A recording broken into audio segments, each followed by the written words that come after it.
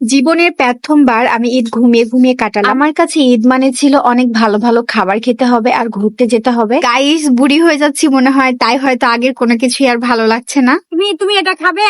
লিচু নিয়ে আসছে, লিচু। ওর দাদি দুটা লিচু দিয়েছে বাসায়, ওগুলোই নিয়ে আসছে, এখন খাবে। ঘরের মধ্যে শুয়ে শুয়ে মোবাইল হাতে নিয়ে দেখি দুনিয়ার সবাই ঈদের দিনের পিক আপলোড করেছে, শুধুমাত্র আমি ছাড়া। এটা দেখে আমার মনটা আনচান করতে লাগলো। তারপর তো জামাইয়ের কাছে বায়না ধরলাম, আমাকে একটু ঘুরতে নিয়ে চলো। সন্ধ্যার সময় গ্রামের এলাকায় তো বউ বাচ্চা নিয়ে খুব একটা দূরে পারে যাওয়া যায় না, তাই লাস্টে গ্রামের মধ্যেই এই জায়গাটা আছে, সেখানেই চলে আসলাম। পাকনা বুড়িটা কান্না করছে, কারণ এইখানেও পাকনামি করতে করতে কাদায় গিয়ে পা পড়ে গিয়েছে। গ্রামের মধ্যেও আমার কিছু কিছু পছন্দের জায়গা আছে যেগুলো আমার খুবই খুবই খুবই ভালো লাগে। তার মধ্যে এই জায়গাটা হচ্ছে একটা। যখন আমি গ্রামে থাকতাম, যখন আমার মন খারাপ হতো, তখনই আমি এইখানে চলে আসতাম। মেয়েকে নিয়ে একা একাই হাঁটতাম, মেয়ের সাথে খেলতাম, কি যে ভালো লাগতো সেই দিনগুলো। আমি তো গ্রামে থাকাকালীনই ফেসবুক নিয়ে কাজ করা শুরু করি, তখন থেকে আমি এই জায়গাতে বেশি যাওয়া আসা করতাম। কারণ যখন ভয়েস কভার করার সময় হতো তখন বাসায় করা যেত না, কারণ অনেকগুলো মানুষ, অনেক আওয়াজ হতো। তখন এই জায়গাটায় এসে আমি ভয়েস কভার করতাম। এটা নিয়েও কিছু মানুষ বলতো আমি একা একাই কি করতাম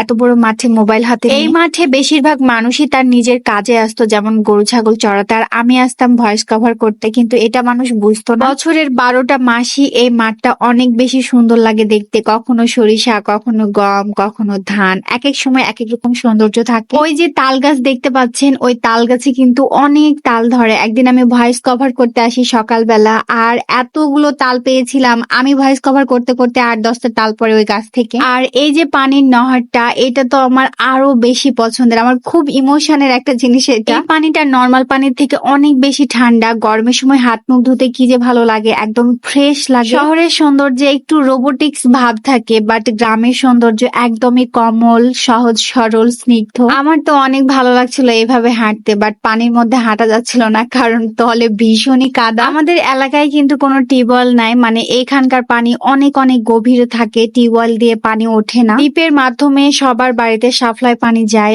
আর ওই পানিটাই খাওয়া হয়। তো এই যে ঠান্ডা পানি এটা যাচ্ছে, এই পানিটাই কিন্তু আমরা খাওয়ার জন্য পাই। আমার রাইহানা বুড়িও কিন্তু পানি ভীষণ পছন্দ করে। আমি তো ভয় পাচ্ছিলাম এখানে নেমে, বাট সে একটুও ভয় পায় না। মানে আমি তাকে ওঠানোর পরে সে এত বেশি জেদ করছিল আবারও নামার জন্য। আমি তার জামা প্যান্ট এগুলো বারবার ধরে রাখছিলাম, কারণ এখনই যদি ভিজে যায় তাহলে এখনই বাসায় চলে যেতে হবে। আমরা তো সন্ধ্যা পর্যন্ত ছিলাম এখানে, অনেক সুন্দর সুন্দর করে ছবি তুলেছি, ভিডিও করেছি। আপনাদের ভাইয়া এই মাঠটাতে যখনই আমাকে নিয়ে আসে তখনই সে তার ছোটবেলার গল্প শোনায়। সে নাকি এই মাঠে অনেক ঘাস কেটেছে তার গরু ছাগলের জন্য। শুধু তাই নয়, সে এই মাঠে ধানও লাগিয়েছে তার বাবার সাথে। ধানের মধ্যে যে ঘাস হয় সেগুলোও পরিষ্কার করেছে। কখনো কখনো তার বাবার জন্য মাথায় করে খাবারও বেঁধে নিয়ে গিয়েছে। তারও অনেক স্মৃতি জড়িয়ে আছে এই মাঠ ঘিরে। তো আমারও অনেক ভালো লাগে এই জায়গাটা। আপনাদের কেমন লাগলো অবশ্যই কমেন্ট করে জানাবেন। আবারও কালকে দেখা হচ্ছে। সবাইকে আল্লাহ হাফেজ।